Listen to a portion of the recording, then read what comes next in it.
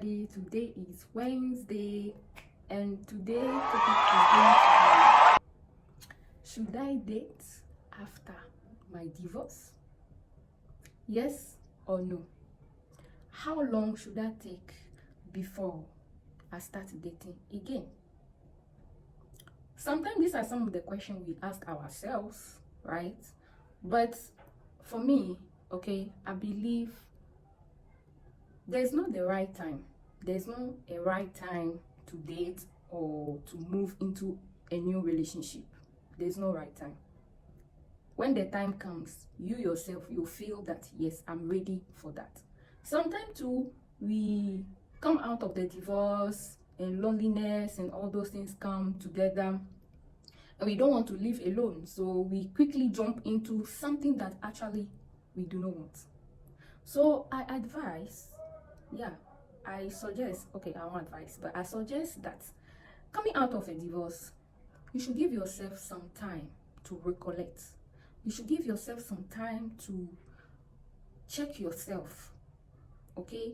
Make a list of some mistake you have done that have led you to the divorce.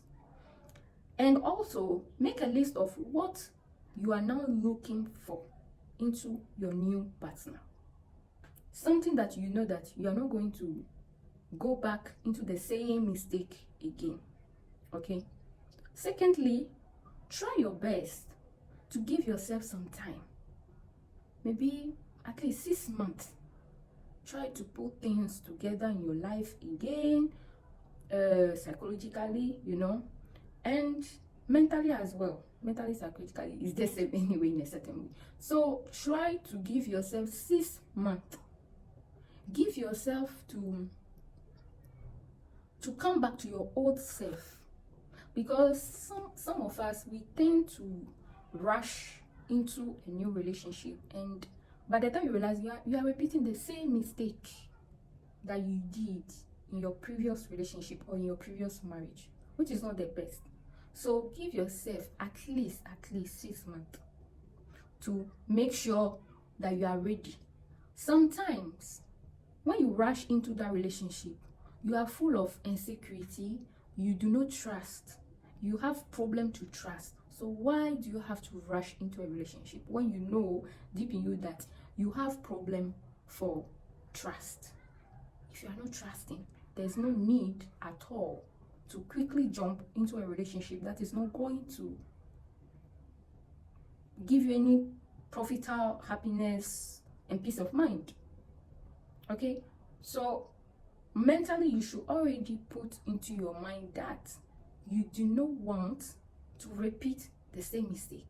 So in order not to repeat the same mistake, right, you have to work on yourself. Give yourself some time, work on yourself, appreciate who you are, get time to know yourself, get time to discover what are the things that you really want in the next relationship coming on your way. Okay, at that moment as well, I'm not saying you should close your door to everybody that is coming your way, especially women. Let me tell you something. Men are very fast to move on,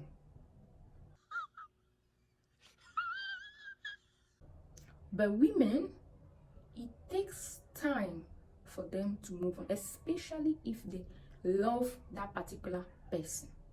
Okay, but if you are no more in love with that person, you move on. That is women for you.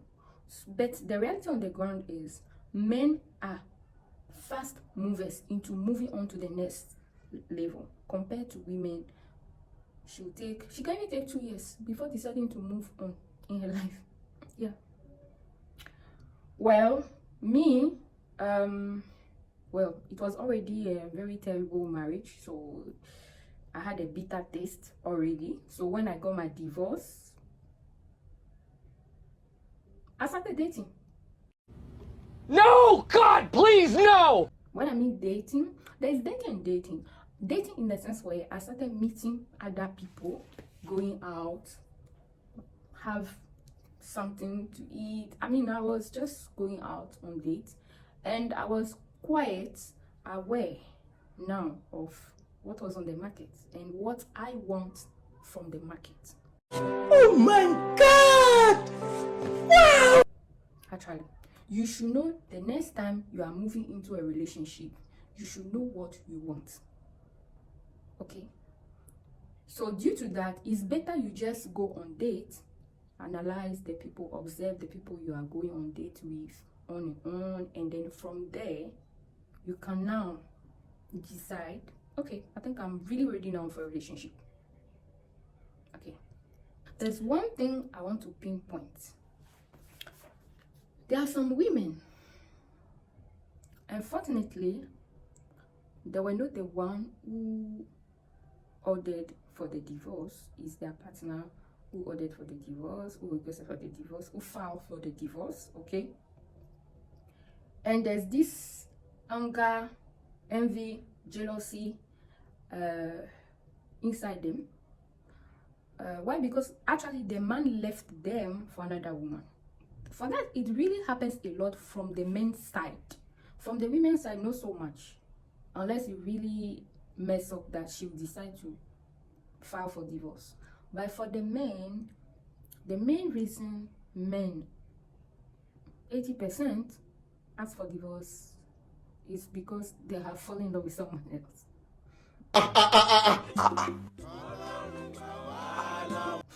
That's the reality on the ground.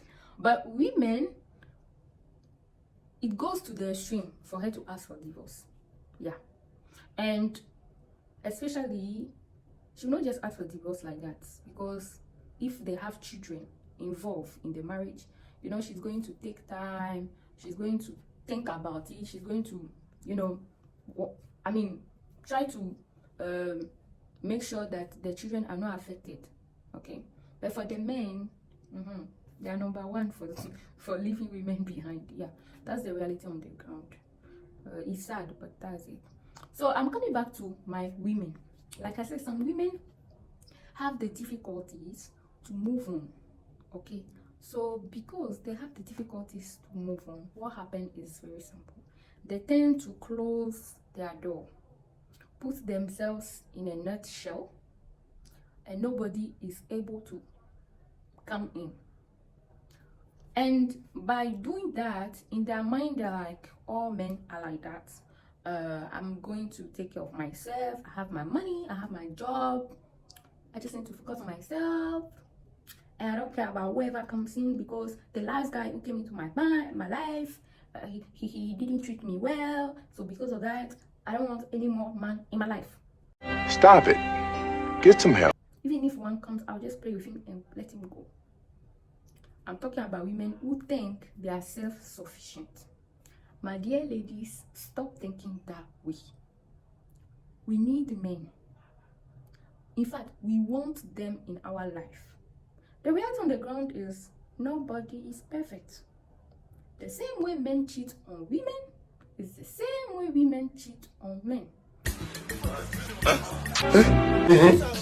In fact, today I had a discussion with somebody in town concerning that. And he told me, Madam, women are more dangerous when they cheat on you.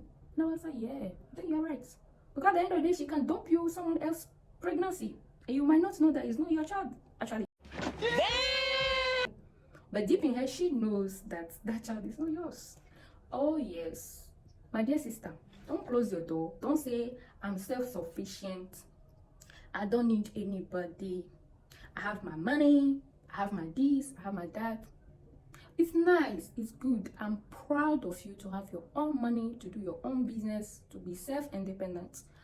I should clap for you.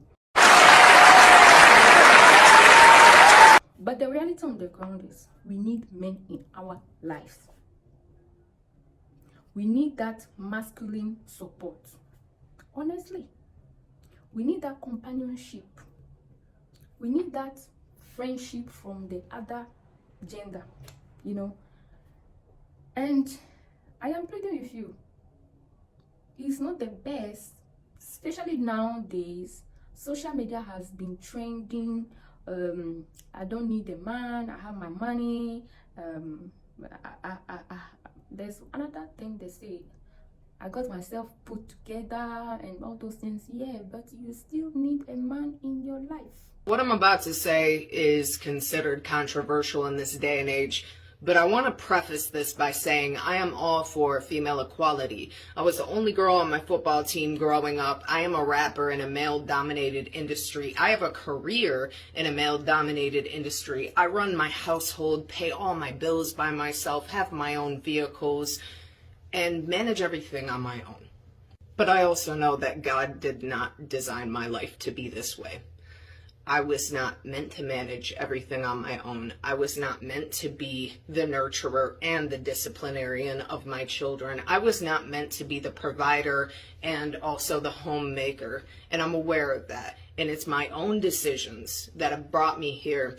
And it's my own acceptance of the lies that I was taught in this society. Teaching men that they are not, in fact, the spirit heads of their households, that they are not the leaders of their households. We are shaming them for standing up in their masculinity and making decisions that would change and lead their families.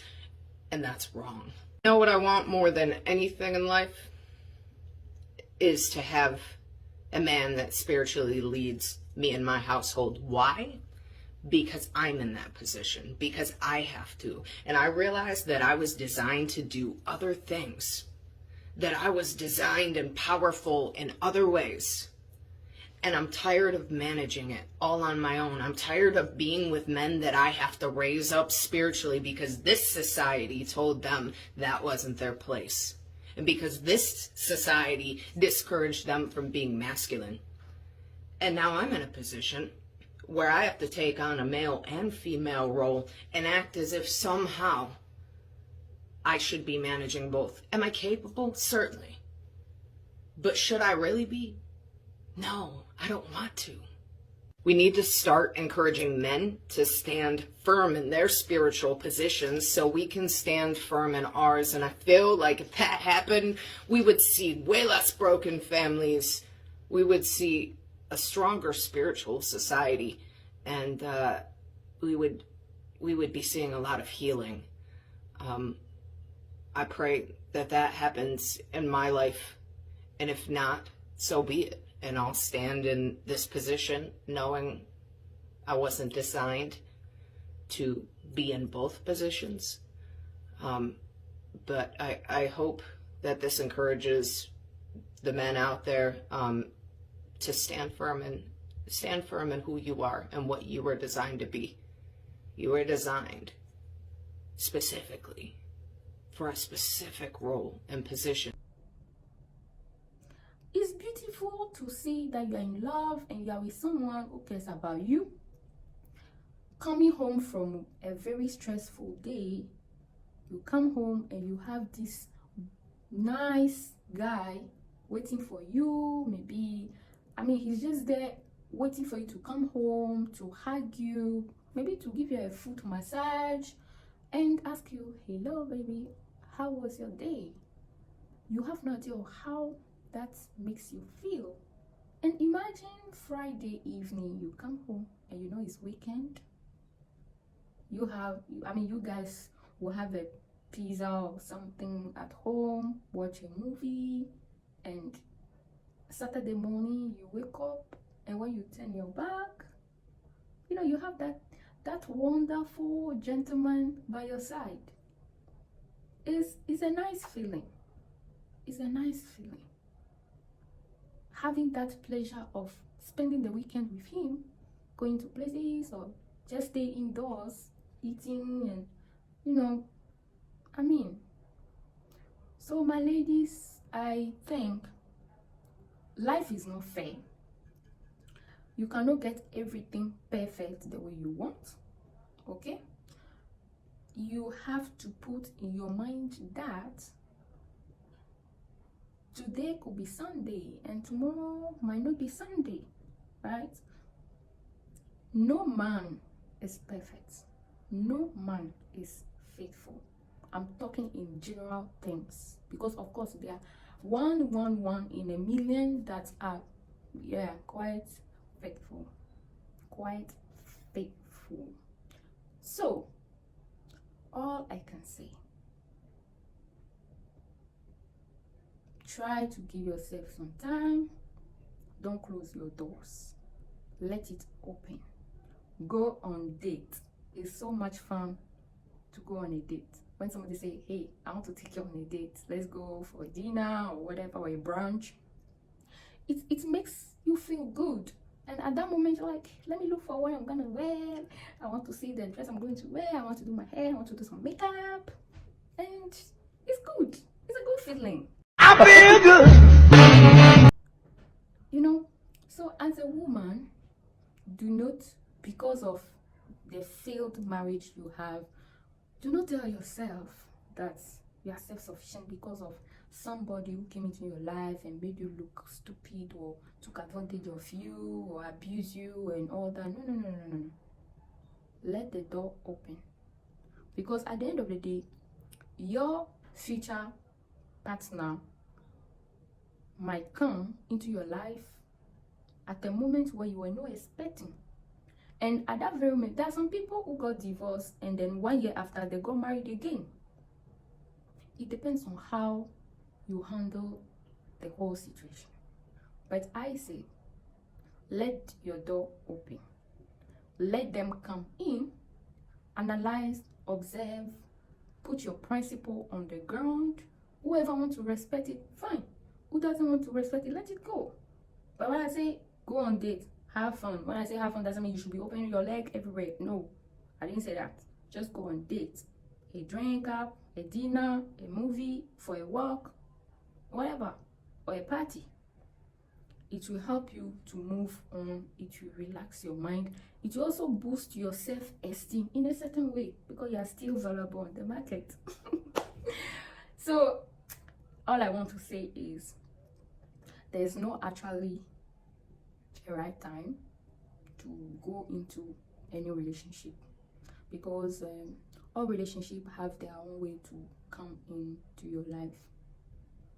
Your new relationship could be somebody who was your best friend, who was there for you, who was, checking on you, trying to make sure that you are fine, you don't have, and nobody is worrying you. Or it could be somebody who was helping you during the time of your divorce. It could be somebody that helped you to move out of your house into your new apartment.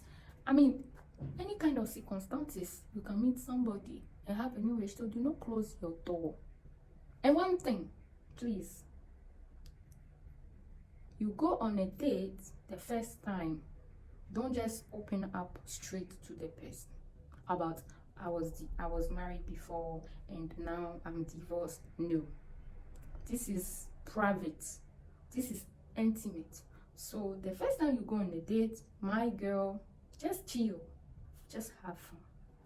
The second time you go, you can ask some questions related to relationship. And then the third time, you can open up to the guy. Whoever you are going on a date with. The third time, in a very polite way, you can open up to him. Tell him that, yeah, I was blah, blah, blah, I was married. And don't go too much into details. It's better that way. Don't go too much into details. Yeah. For a good reason, I say that. Don't go too much into details. Okay? Just be brief. It didn't work out and we decided to just part ways. Simple. You don't need to say, he cheated on me, he was beating me, he was doing this, he was not doing... Nah. Too much. It's too much garbage to handle. Too much garbage to handle. Oof, please, girl, don't do that. I don't think you want this guy to walk away from you. So, be more professional, be more classy. Alright, so the third date will be the best time to open up about your private life. So on this note, thank you, my ladies, my gentlemen. I don't know, maybe there's a man, maybe there are some men who are also watching my program. Thank you for your time and see you on Saturday, because Saturday is going to be juicy. Yeah, I say juicy. Juicy. Some lemon to squeeze on Saturday. Yeah. So thank you. And do not forget to subscribe and to like and share to your other female friends. Love you.